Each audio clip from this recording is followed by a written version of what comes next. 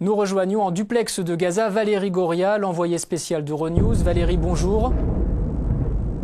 Bonjour Didier. L'intensité des bombardements ne semble pas baisser après une journée de dimanche qui a déjà atteint un niveau de violence sans précédent. Vous en avez été la témoin. Comment réagissent les civils palestiniens pris au piège de ce conflit? Comment essayent-ils de survivre au quotidien? Alors Didier, avant de répondre à cette question, je ne sais pas si vous avez entendu les détonations qui viennent de résonner derrière moi.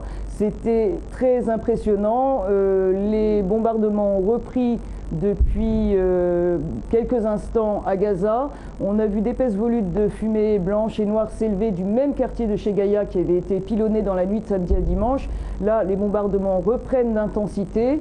Le personnel qui est au studio à mes côtés commence à me faire signe qu'il faut accélérer les choses. Quant au sentiment des habitants, il y a beaucoup de frustration, beaucoup de colère.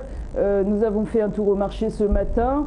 Il y avait du monde, mais moins que d'habitude, nous a-t-on dit, et les gens se contentent de survivre. Ils ne vivent plus, disent-ils, les familles ne vivent plus, les enfants ne vivent plus. Ils manquent de tout, ils manquent de nourriture, ils manquent de médicaments, et surtout, ils manquent de liberté dans cette enclave qui est devenue une véritable prison pour eux, et comme le disent beaucoup de slogans que l'on voit un peu partout dans la rue à Gaza. Valérie, avec un bilan qui enfle d'heure en heure, quelle est la situation dans les hôpitaux de l'enclave ? Alors clairement, la situation dans les hôpitaux est complètement saturée. Nous avons visité l'hôpital d'Al-Shifa hier, qui est le principal hôpital de Gaza. Et là, il y avait un monde fou dehors, beaucoup de monde à l'intérieur, des médecins sur le qui-vive, épuisés, excédés. Certainement, il manque également de moyens, de médicaments, et on peut s'attendre à ce que la situation ne fasse qu'empirer aujourd'hui après les bombardements auxquels on vient d'assister. Valérie Goria, envoyée spéciale d'Euronews à Gaza, merci beaucoup et surtout soyez prudente.